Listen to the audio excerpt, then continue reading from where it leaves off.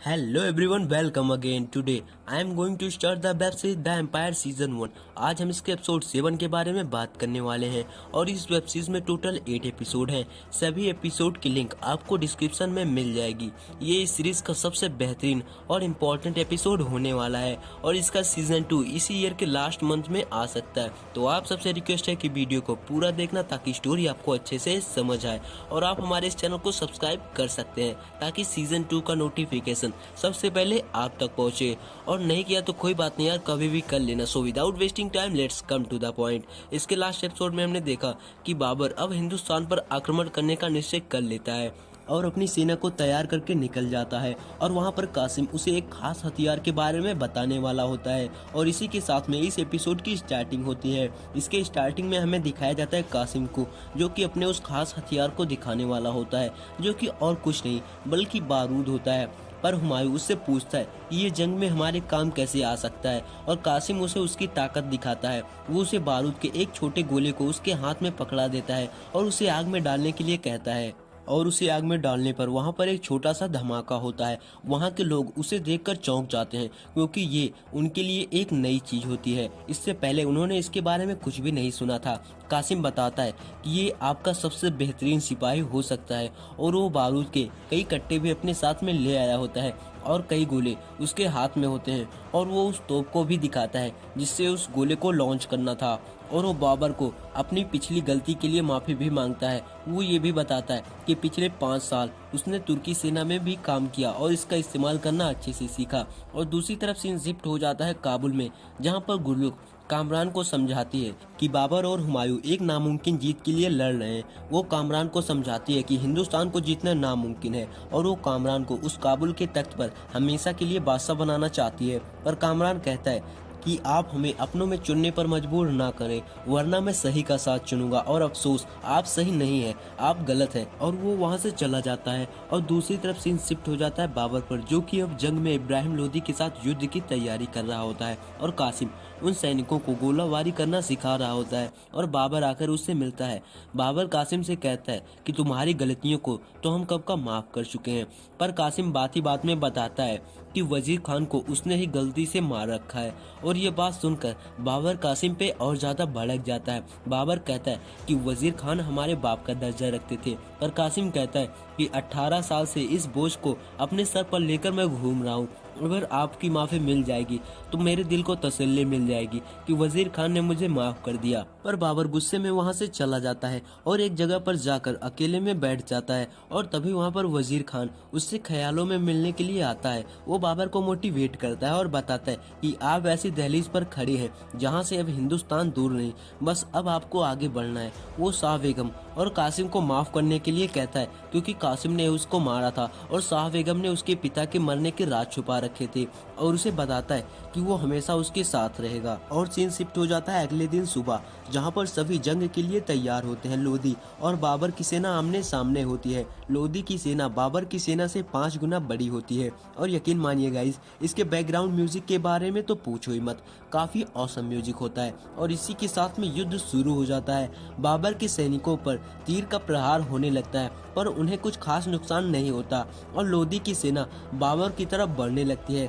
उसके हजारों सिपाही उनकी छोटी सेना की तरफ बढ़ रहे होते हैं और अब कासिम भी अपनी तोपों से गोले दागना शुरू कर देता है, जिससे लोदी की सेना तितर बितर हो जाती है। वो लोग लगातार गोलाबारी करने लगते हैं जिससे लोदी का काफी ज्यादा नुकसान हो जाता है। पर कुछ सैनिक बचते बचाते उनके पास पहुंचने वाले ही होते हैं, मगर वो सब एक बारूद से भरे गड्ढे में गिर जाते हैं और वो पूरा का पूरा गड्ढा उनके सैनिकों से भर जाता है और कासिम उस गड्ढे में आग लगा देता है, जिससे लोदी के हजारों सैनिक उस बारूद से मारे जाते हैं, जिससे इब्राहिम लोदी अंदर से कांप जाता है क्योंकि इससे पहले उसने ऐसी लड़ाई कभी भी नहीं देखी थी।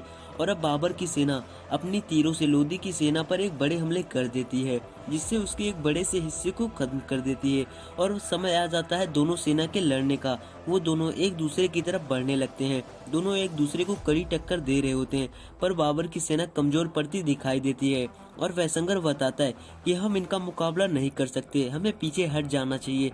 पर बाबर कहता है कि हम जीत कर ही जाएंगे। और एक बार लोधी बाबर पर एक बड़ा हमला कर देता है, पर बाबर बच जाता है और वो उसके सैनिकों को गाजर मूली की तरह काट रहा होता है। पर लोधी फिर से बाबर पर हमला करने की फिराक में होता है, पर हुमायूं आकर उसे रोक देता है और हुमायूं के घुड़सवार उस युद्ध का पासा पलटने लगते हैं, मगर वो उस युद्ध में गिर जाता है और लोधी उसकी तरफ बढ़ने लगता है। यहाँ पर हुमायूं घायल हो चुका होता है, वो फिर भी लोधी से लड़ने को आता है। लोधी उसे काफी बुरा मारता है। उसे देखकर बाबर का खून खौल उठता है, वो लोधी की तरफ बढ़ने लगता है और लोधी अपनी हाथी पे सवार होकर बाबर को मारने दौड़ता है। पर कासिम अपनी फटी हुई कैनन यानी कि फटी हुई तोप से उस हाथी पर गोले दाग देता है, जिससे लोधी नीचे गिर जाता है। पर कासिम जान से मारा जाता है क्योंकि वो तोप फट चुकी थी जो कि जानलेवा थी। और दूसरी तरफ लोधी हुमायूं को मारने दौड़ता है जो कि अब बाबर की गोद में होता है और बाबर और लोधी फाइट शुरू कर देते हैं। उन दोनों के बीच में कड़ी फाइट हो रही होती है, पर लोधी बाबर को काफी ज्यादा घायल कर देता है। पर बाबर वजीर खान का वो स्पेशल वार यूज करता है जिसे उसे वजीर खान ने सिखाया था और यहीं पर इब्राहिम लोधी को जान से मार देता है और इस नामुमकिन जंग को जीत लेता है। और दूसरी तरफ कासिम भी जमीन पे पड़ा होता है। बाबर कासिम से कहता है कि हम तुमसे इतना नाराज भी नहीं थे कि जितना तुम दूर चले गए। और दूसरी तरफ दिखाया जाता है खानजादा को, जो कि एक बच्चे को गोद में लिए होती है। वो उसका नाम अब्दुल नासिर मोहम्मद रखती है। दरअसल वो बाबर का ही बेटा होता है जिसका जन्म अभी अभी हुआ था। पर यहाँ पर गुल्लक उसे देखकर काफी ज्यादा दुखी होती है और वो वहाँ से चली जाती है और खानजादा को पता चल जाता है कि वो उससे बिल्कुल भी खुश नहीं है। और दूसरी तरफ गुल्लक कामरान को समझाती है कि हिंदुस्तान में पहुंचने के बाद आप अपनी काबिलियत पर इजाफा करेंगे और हिंदुस्तान की गद्दी पर अपना हक कायम करेंगे। और यहाँ पर हमें ये भी पता चलता है कि ये सब अब हिंदुस्तान जाने की तैयारी कर रहे होते हैं। और कामरान फिर से अपनी माँ को डांटता है। वो कहता है कि अब्बाजान हुमायूं और हमारे बीच में ताज और तख्त नहीं आ सकते।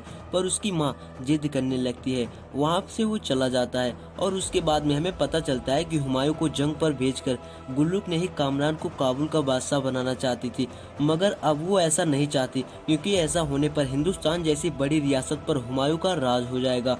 वो कामरान को हिंदुस्तान का बादशाह बनाना चाहती है क्योंकि हिंदुस्तान की रियासत काबुल की रियासत से कहीं ज्यादा बड़ी होती है। गुल्लक अपनी दासी को कहती है कि चाहे हमें इसके लिए खून के रिश्ते को भी क्यों न तोड़ना पड़ जाए।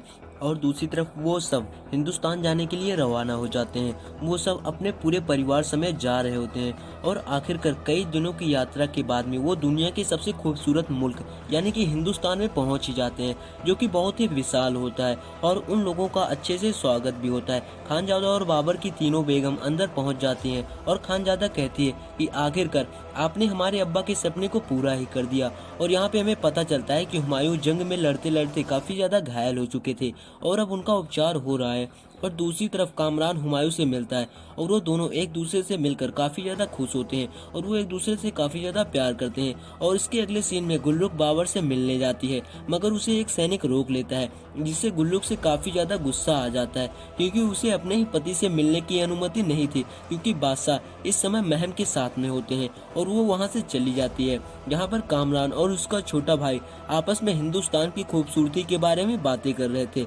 गुल्लक अपने बेटे कामरान को कहती है कि पता नहीं उस महम ने बादशाह पर कौन सा जादू कर दिया है। पर कामरान कहता है कि बड़ी माँ ऐसी नहीं है, जिससे गुल्लक को और भी ज्यादा गुस्सा आ जाता है। वो कहती है कि जब हमारा अपना खून हमारे साथ में नहीं है तो दूसरे क्या रहेंगे। वो कामरान को एक बात बताती है कि जैसे हम बादशाह के लिए कोई मायने नहीं रखते, वैसे ही बादशाह बाबर हमेशा हुमायूं और तुम्हारे बीच में हमेशा हुमायूं को चुनेंगे। दरअसल ये यहाँ पर कामरान को भड़काने के लिए नाटक कर रही होती है। और दूसरी तरफ दिखाया जाता है महम को, जो कि बाबरनामा में कुछ पन्ने जोड़ रही होती है, यानी कि बाबर की जीवन गाथा लिख रही होती है। तभी वहाँ पर एक छोटा सा तूफान आ जाता है और वहाँ पर बादल भी गरज रहे होते हैं और तभी वहाँ पर बेगम गुल्लक भी आ जाती है। वो बताती है कि लगता है बड़ा तूफान आने वाला है। वो बताती है कि हम बादशाह से मिलने आए थे, पर महम कहती है कि अगर कोई पैगाम हो तो बता दो, मैं बादशाह तक पहुँचा दूंगी। पर यहाँ पर गुल्लक महम पर काफी ज्यादा भड़क जाती है। वो कहती है कि कम से कम ये अधिकार तो मत छीनो मेरे पति से।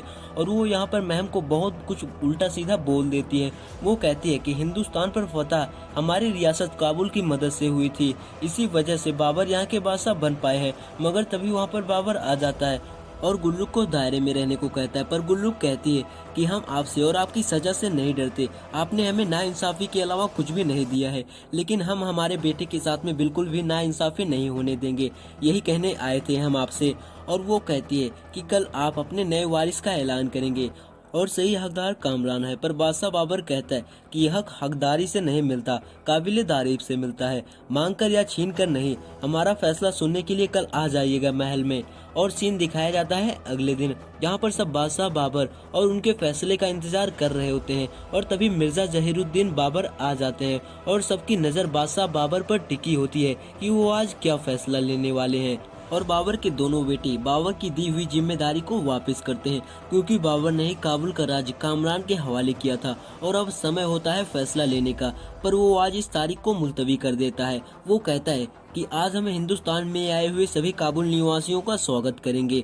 और इसी सस्पेंस के साथ में ये शानदार एपिसोड यहीं पर खत्म हो जाता है। तो गाइज, ये एपिसोड आपको कैसा लगा प्लीज मुझे लाइक और कमेंट करके जरूर बताइएगा। और हमारे इस चैनल को सब्सक्राइब नहीं किया तो कर सकते हैं, और जिन्होंने कर लिया उनको बहुत बहुत थैंक्स, और नहीं किया तो कोई बात नहीं यार, कभी भी कर लेना। इस सीरीज में टोटल 8 एपिसोड थे जो कि हमने ऑलरेडी कंप्लीट कर दिए हैं। And thanks again for watching this video. मिलते हैं नेक्स्ट वीडियो में।